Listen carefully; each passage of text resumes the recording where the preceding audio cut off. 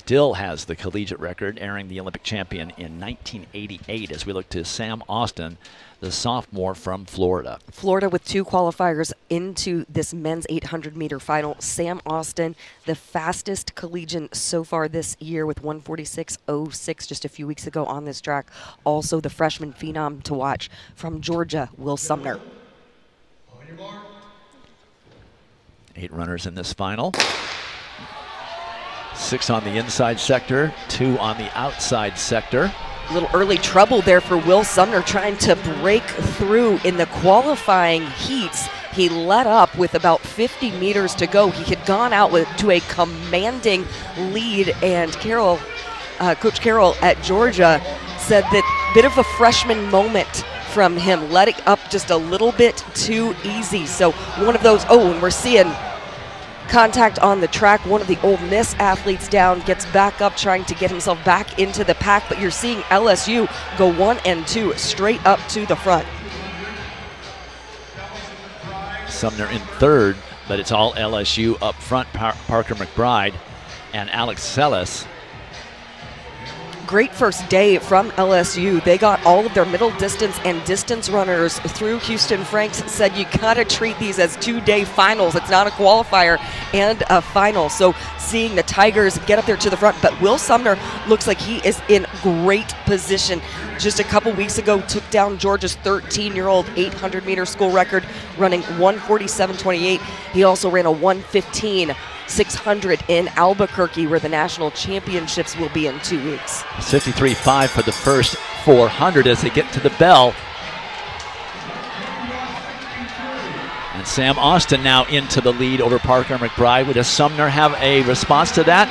The Georgia freshman makes the move, trying to cover that move by Sam Austin, but Austin is full of run out there in the front.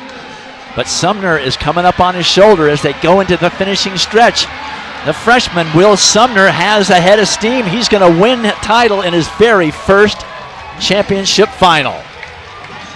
1:48.28, but it's not about the time. It's about the place.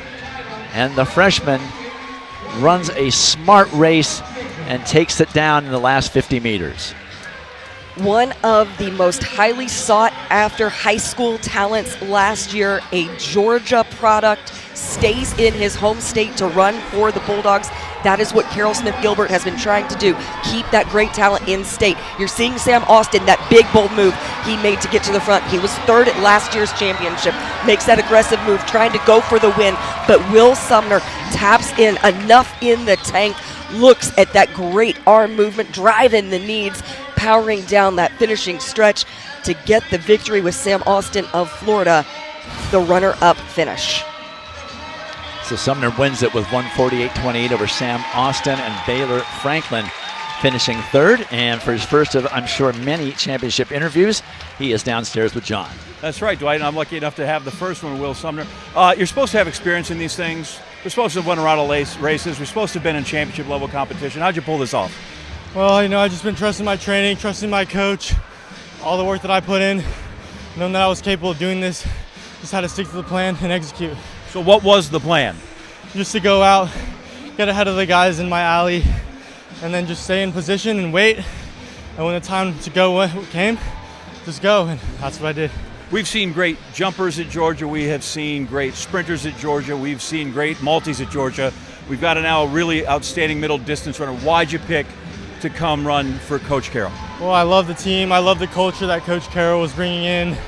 It just felt like home to me, and it was close to home too, so it's another bonus. It felt like home because it is home, and you know what they say down there in Georgia? He's just a damn good dog, guys. All right, John. A freshman winning the 800. A lot of championship accomplishments will happen for that young man going forward, especially in this conference, as we go over for the women's long jump from yesterday.